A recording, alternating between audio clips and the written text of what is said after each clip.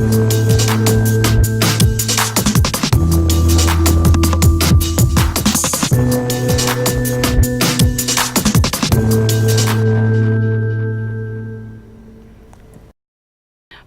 à toutes et à tous et bienvenue sur le plateau de votre émission Y'a pas que le sport. Aujourd'hui, nous allons parler de la différence des salaires entre les femmes et les hommes dans le milieu sportif. Et pour cela, je serai accompagnée de la vice-championne d'Europe du 4x100 mètres, Ayodele Ikwesan. Bonjour Ayodele. Bonjour, enchantée. La différence des salaires entre les femmes et les hommes, un vieux combat et rude combat. La différence de rémunération entre les femmes et les hommes est considérable dans le sport de haut niveau. Alors aujourd'hui, avec Ayodele, on va essayer de comprendre pourquoi. C'est la grande question qu'on se pose aujourd'hui. Alors Ayodele, la grande question qu'on se pose aujourd'hui, c'est pourquoi les inégalités de salaire elles sont plus marquées dans le sport qu'ailleurs? Alors, je pense que dans un premier temps, c'est aussi parce qu'il y a des sports professionnels chez les hommes qui le sont depuis bien plus longtemps.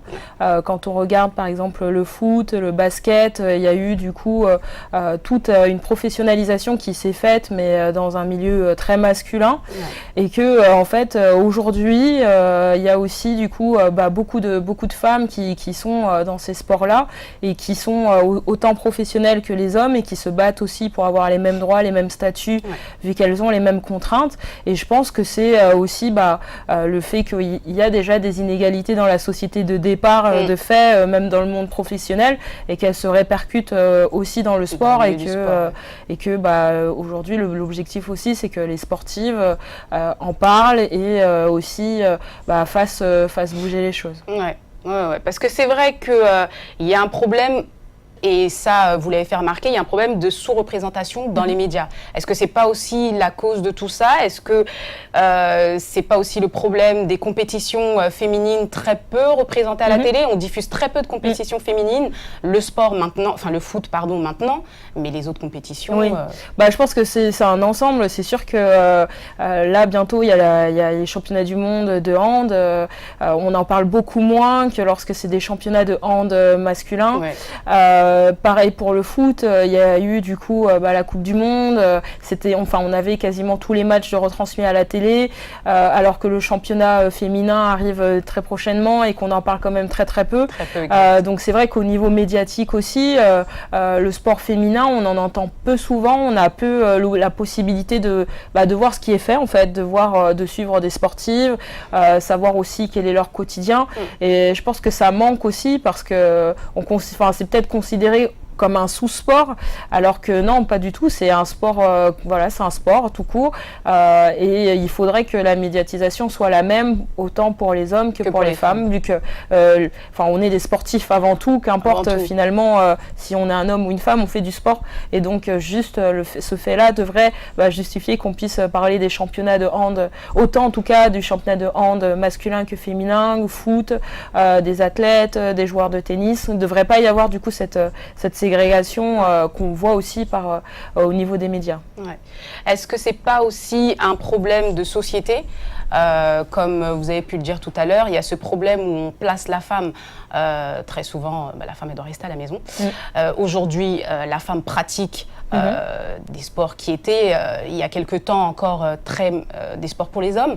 Est-ce que c'est pas ce problème-là aussi qui continue à gangréner Je pense que c'est ce même souci qu'on retrouve dans le monde du travail, c'est-à-dire cette idée préconçue que la femme, en fait, finalement, elle serait mieux à la maison.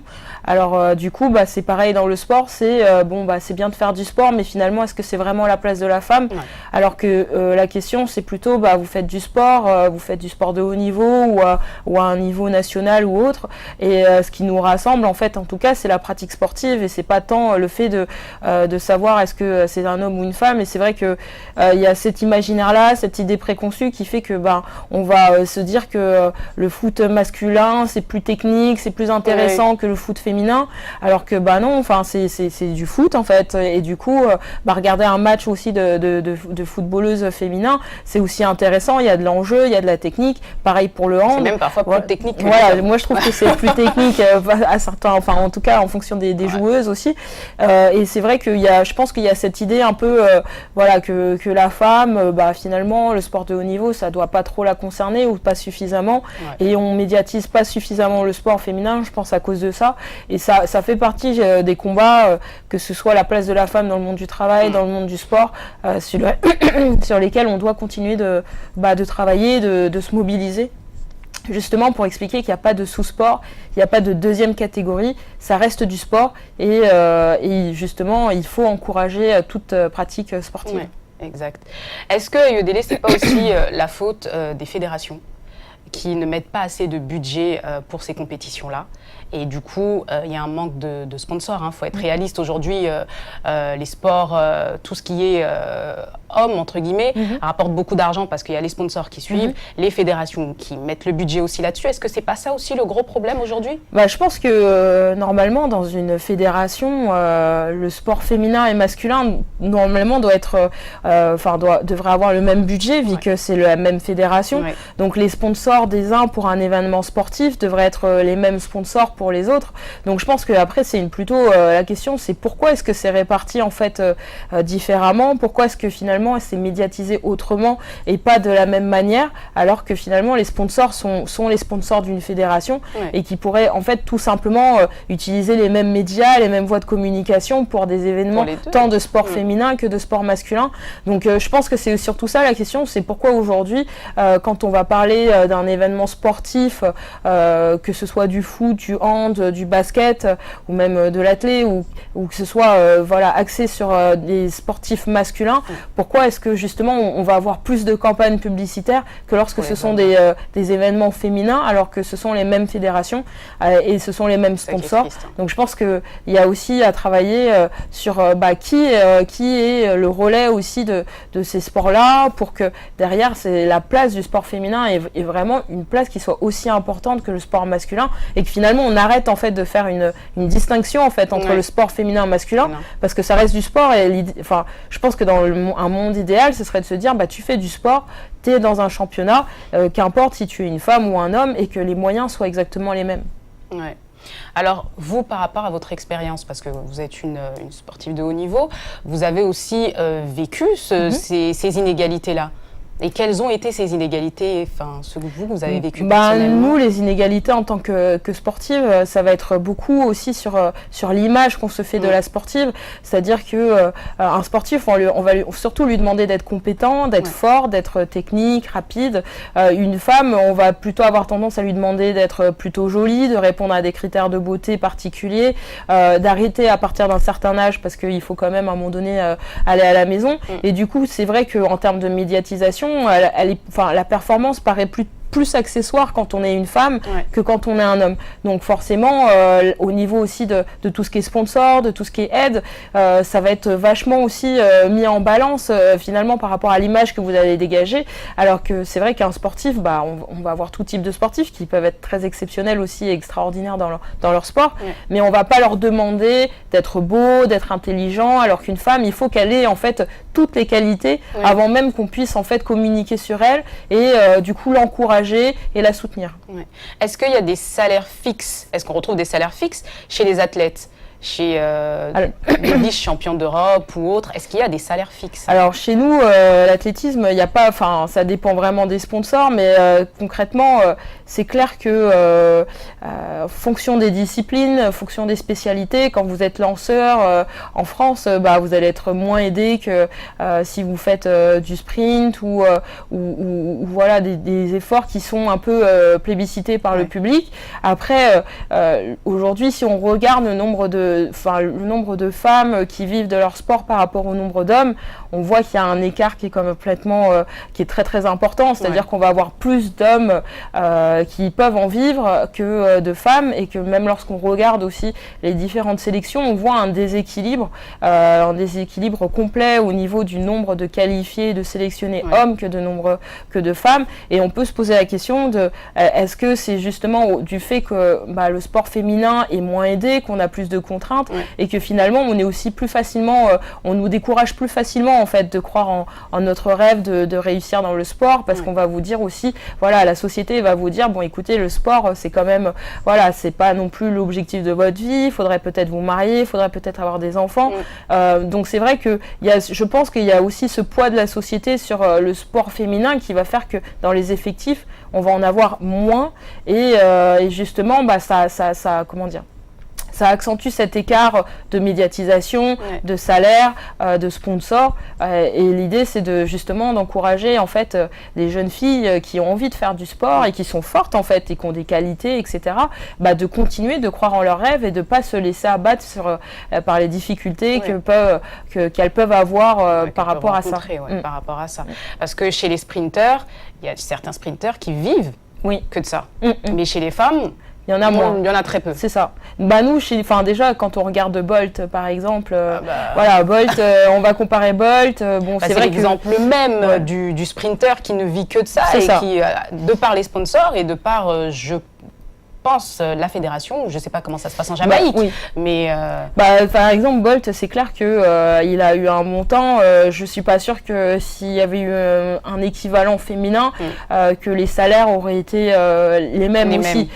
Donc c'est vrai qu'il y a cette problématique-là de savoir... et puis après, il y a aussi les sponsors, comment est-ce qu'ils se basent en fait finalement pour aider les gens, dès lors où il n'y a pas que la performance et qu'il y a plein de choses qui rentrent en compte, et on voit qu'il y a une forme d'injustice aussi parce que déjà le fait d'être une femme, les sponsors ont déjà plus peur quand vous arrivez près de la trentaine, ils se disent que vous pouvez potentiellement arrêter. C'est pareil aussi pour les différentes fédérations, pour les entraîneurs. Donc il y a aussi ce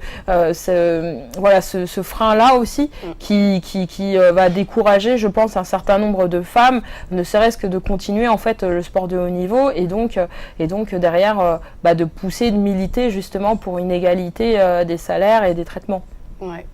Alors Ayodele, est-ce qu'il existe des exceptions dans le milieu sportif où on retrouve peut-être des femmes et des hommes qui ont les mêmes salaires? Alors c'est une très bonne question. Je crois qu'il y en a très peu. Je crois qu'on retrouve ça uniquement Roland Garros. Avec les grands gagnants qui touchent la même somme, mais sinon... Alors oui, c'est vrai que donc il y a Roland Garros où c'est les mêmes sommes en cas de victoire et dans les différents tours.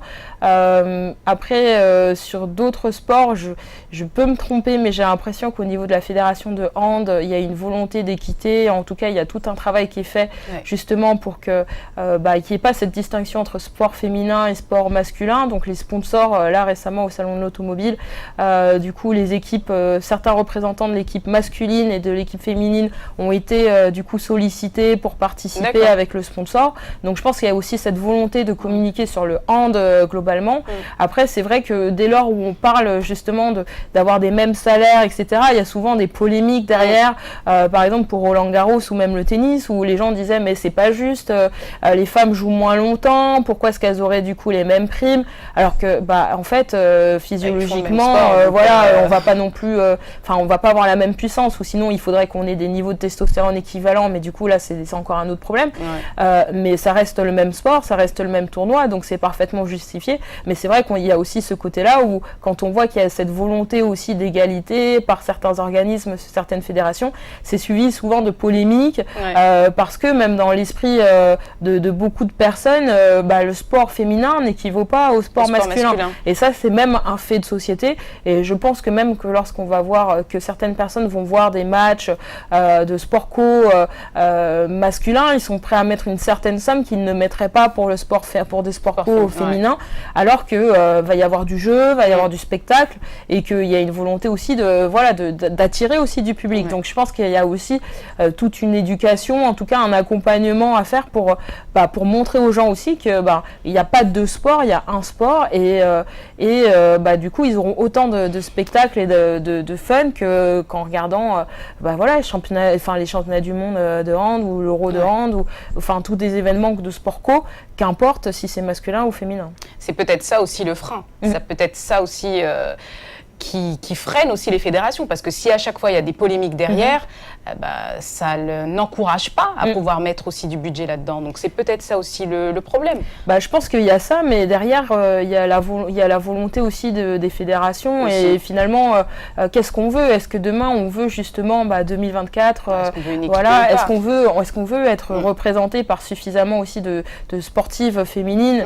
Et dans ce cas-là, il faut aussi les encourager dès maintenant et faire en sorte que leur parcours il soit le même que ceux des homologues masculins et qu'ils n'aient pas plus de difficultés que les autres, ou au contraire, est-ce qu'on a envie d'être dicté, de continuer à fonctionner un peu comme ça l'est aujourd'hui, c'était pire dans le passé, où du coup on a ces inégalités qui sont importantes et qui découragent. Je pense que dans le monde du travail, il y a aussi toute une volonté aussi de pas mal de personnes, et pas que des femmes aussi, qu'il y ait plus d'égalité, et ça passe aussi justement par le fait de se battre un peu pour ces idées, pour les choses auxquelles on croit. Et je pense que ça, c'est le seul moyen finalement d'arriver à cette égalité, c'est que les gens sur le terrain, sportifs, puissent aussi remonter ces inégalités, ces difficultés, pour faire évoluer finalement c'est la cause et puis la place du sport en France, et qu'est-ce qu'on en fait et où est-ce qu'on veut aller.